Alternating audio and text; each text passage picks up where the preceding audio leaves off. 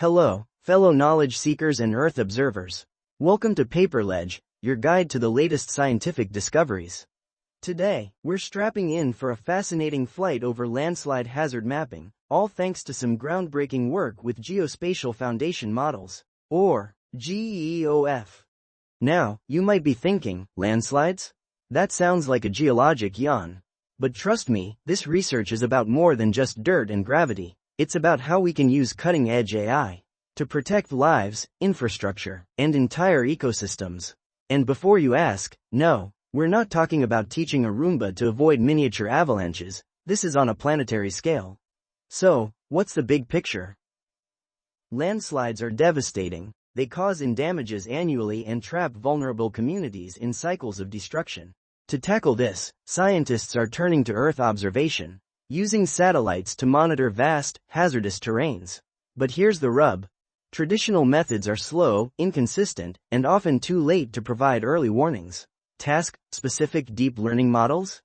They can automate things, but they struggle to generalize across different regions, sensors, and limited training data. It's like trying to use a map of the moon to navigate the Amazon jungle. Not ideal, Morty, not ideal. That's where GEOF come in. Think of them as AI Swiss Army knives. These models are pre-trained on massive amounts of unlabeled satellite imagery, learning general-purpose representations of Earth's surface. They can then be rapidly adapted or fine-tuned for specific tasks like landslide detection. Now, let's step into our memory palace, a cosmic observatory overlooking our pale blue dot. Inside this observatory, we'll explore the key capabilities of these GEOF as outlined in this paper. First, we enter the sensor suite.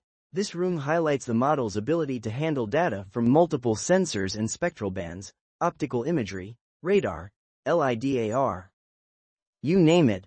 Imagine each sensor as a different instrument, capturing a unique slice of the Earth's symphony. The GeoFM can harmonize all these instruments, creating a complete and accurate picture. The paper puts this to the test by evaluating PRIT-VEO 2.0, that's the GeoFM we're focusing on, under various input configurations. They tweak the spectral band combinations to mimic real-world scenarios where sensor availability varies. The goal? To see how robustly the model adapts without relying on a fixed set of inputs. It turns out it's pretty adaptable. Like a chameleon in a disco. Next, we wander into the data deprivation chamber.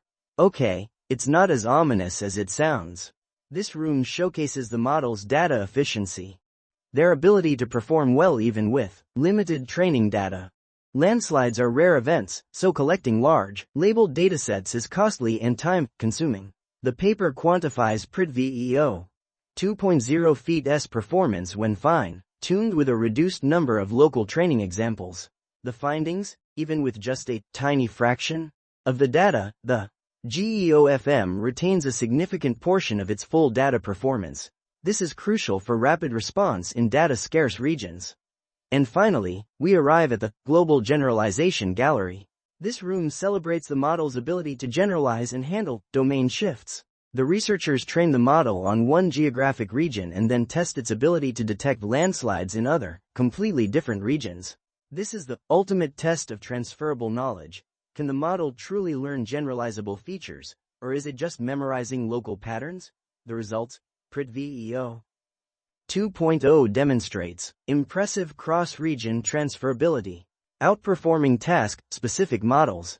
It's like teaching a robot to recognize cats in New York and then sending it to Tokyo. It still knows a feline when it sees one. Fine, yeah, I guess.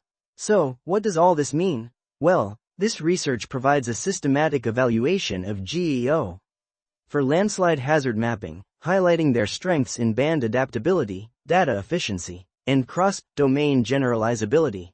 But it also acknowledges the remaining challenges, such as computational cost and the limited availability of reusable, AI-ready training data. It's like we've built a rocket ship, but we still need to figure out how to fuel it efficiently and where to aim it precisely. So, as we step back from our cosmic observatory, remember this. The future of landslide hazard mapping, and environmental monitoring in general, is bright. With continued research and development, GeoFM can help us build more resilient communities and protect our planet from the devastating impacts of natural disasters. Keep exploring, keep questioning, and keep pushing the boundaries of knowledge. That's all for this episode of PaperLedge. Until next time, stay curious.